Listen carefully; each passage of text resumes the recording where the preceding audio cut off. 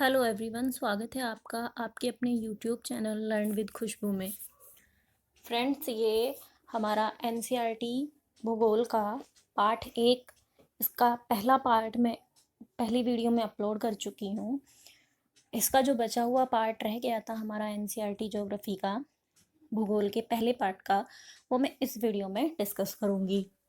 हमने पिछले पार्ट में मैंने आपको गुजरात से अरुणाचल प्रदेश के टाइम में क्यों डिफरेंस है वो बताया था, और वो कैसे टाइम काउंट होता है वो बताया था। इससे आगे का पार्ट चलिए हम पढ़ते हैं। भारतीय भूखंड एशिया महाद्वीप के पूर्व और पश्चिम के मध्य में स्थित है। मैं आपको पिक्चर में दिखा देती हूँ कि भारत एशिया महाद्वीप के पूर्व और पश्चिम के मध्य में कैसे स्थित है।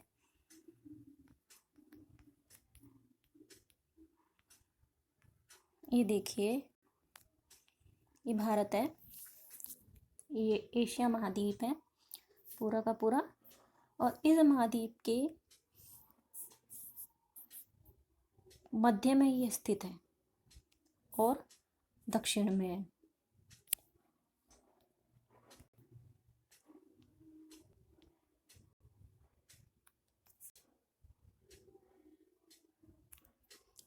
हिंद महासागर जो कि पश्चिम में यूरोपीय देशों और पूर्वी एशियाई देशों को मिलाता है, भारत को केंद्रीय स्थिति प्रदान करता है। भारत के जो है ना केंद्र में हिंद महासागर है। देखिए, दक्षिण का पठार हिंद महासागर में शीर्षवत फैला हुआ है और पश्चिमी एशिया, अफ्रीका और यूरोप के देशों के साथ साथ पूर्वी एशिया के देशों से भी पूर्वी तट के माध्यम से निकटतम संबंध बनाए हुए हैं। हिंद महासागर में किसी भी देश की तटीय सीमा भारत जैसी नहीं है। भारत की तरह किसी भी देश की सीमा हिंद महासागर में नहीं है जिस तरीके से भारत की सीमा है। भारत की सीमा महत्वपूर्ण स्थिति के कारण एक महासागर का नाम इसके नाम पर रखा गया।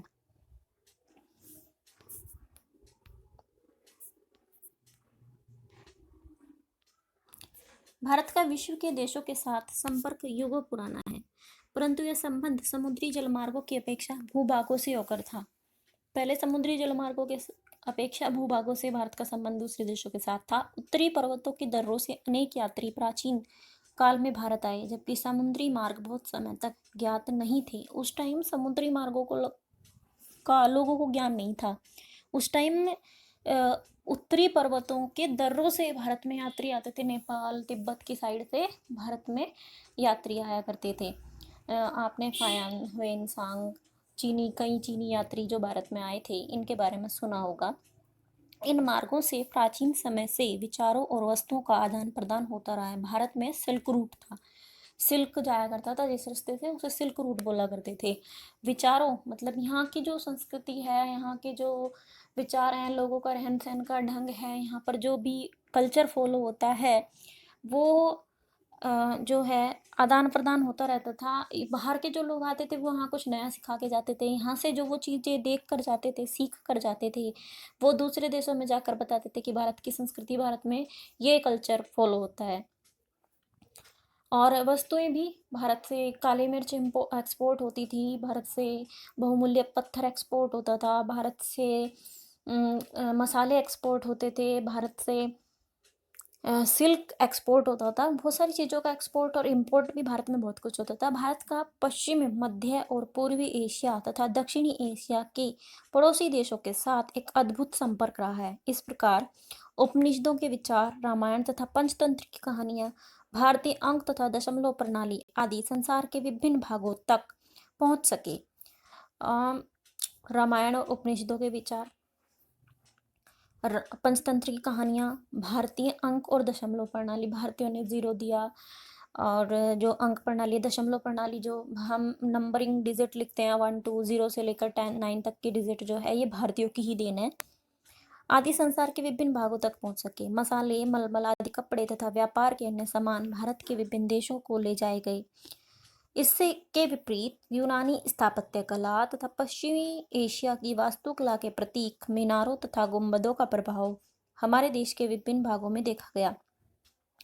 जो यूनानी स्थापत्य कला है और पश्चिमी एशिया की वास्तुकला है, उसका हमारे देश में बहुत सारी जो मीनारें बनी हैं, गुंबदें बनी हैं, उस वास्तुकला का प्रभाव भारत में देखा गया। उस शैली में बहुत सारी भारत की मॉन्यूमेंट्स बने हुए हैं।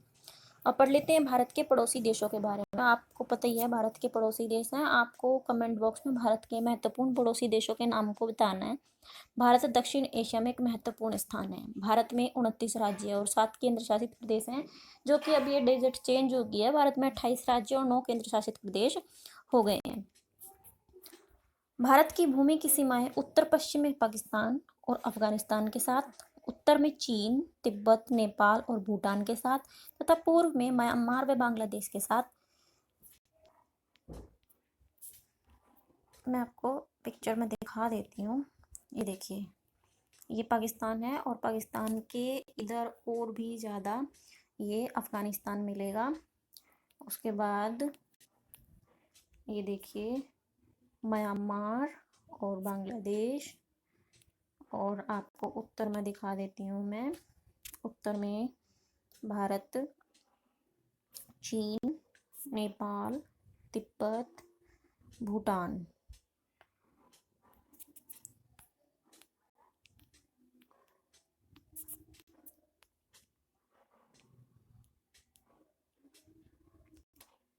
दक्षिण में समुद्र पार हमारे पड़ोसी 2 द्वीप समूह राष्ट्र श्रीलंका और मालदीव हैं। ये रहे द्वीप समूह पड़ोसी। ये श्रीलंका है, ये श्रीलंका है और ये मालदीव है। कई बार आपकी क्लास में इनको मैप पे दिखाने के लिए आ जाता है कि मालदीव को दिखाइए, तो आप इन्हें ध्यान से देख लीजिएगा किस तरीके से आप इनको आराम से मैप के ऊपर शो कर सकते हैं। भारत और श्रीलंका के बीच में छोटा समुद्री रास्ता पाक जल संधि और मन्नार की खाड़ी है। जो भारत और श्रीलंका के बीच में जो रास्ता है, ये जो है, इसे पाक जल संधि और मन्नार की खाड़ी बोलते हैं। मालदीव लक्षद्वीप समूह के दक्षिण में स्थित है। ये देखिए लक्षद्वीप द्वीप समूह, इसके जो नीचे की साइड है ये साउथ है, ये दक्षिण में मालदीव है। अपने पड़ोसी देशों के साथ भारत के भौगोलिक और ऐतिहासिक संबंध बहुत अच्छे रहे हैं। अपनी एटलस में एशिया के मानचित्र में देखा कि भारत कैसे अलग दिखाई देता है। आप एशिया के मानचित्र में देखेंगे तो भारत बिल्कुल अलग दिखाई देता है। चलिए इसके कुछ प्रश्न उत्तर कर लेते हैं। इसका जो पहला प्रश्न है, निम्नलिखित में से उपयुक्त उत्तर चुनिए। कर्क रेखा किस राज्य से होकर नहीं गुजरती है? इसका आंसर आपको मुझे देना है कमेंट बॉक्स में। दूसरा प्रश्न, भारत का सबसे पूर्वी देशांतर कौन सा है? भारत का सबसे पूर्वी देशांतर कौन सा है? पूरब में, तो यह आएगा 97.25। उत्तराखंड, प्रश्न नंबर 3, उत्तराखंड, उत्तर प्रदेश, बिहार, पश्चिम बंगाल और सिक्किम की सीमाएं किस देश को छूती हैं? कौन से देश को छुएंगी? आपको भी मैप में दिखाती हूँ। उत्तराखंड, उत्तर प्रदेश, बिहार, पश्चिम बंगाल और सिक्किम की सीमाएं। ये देखिए, तो सिक्किम, उत्तर प्रदेश, बिहार, उत्तराखंड। तो आंसर इसका क्या होगा? इसका आंसर होगा नेपाल। तो इसका जो सही आंसर है वो है नेपाल। ग्रीष्म अवकाश में यदि आप कावरत्ती जाना चाहते हैं तो किस केंद्र शासित क्षेत्र में जाएंगे? अगर आप कावरत्ती जाना चाहते हैं तो कहाँ पर जाएंगे आप? कावरत्ती कहाँ की राजधानी है? ये अभी आप मुझे कमेंट बॉक्स में बताएंगे। मेरे मित्र एक देश के निवासी हैं जिस देश की सीमा भारत के साथ नहीं लगती। आप, ऐसा कौन सा देश है? भूटान, तजाकिस्तान, बांग्लादेश, नेपाल, भूटान। तो ये ताजिकिस्तान जो है, इसकी सीमा भारत के साथ नहीं लगती। सो फ्रेंड्स, इस वीडियो में इतना ही। दूसरी वीडियो में आपको, इसके बाद वाली जो वीडियो होगी वो मेरी अर्थशास्त्र से होगी, क्लास 9th के लिए। तो अगर आपको इस वीडियो में ये वीडियो अच्छी लगी या इस वीडियो में कोई भी कमी लगी तो please comment in the comment box. और आप मेरे चैनल को प्लीज़ सब्सक्राइब कीजिए और बेल आइकन को प्रेस कीजिए ताकि मेरी जितनी भी वीडियो हैं उनके नोटिफिकेशन आपको टाइम टू टाइम मिलती रहें। Thank you for watching.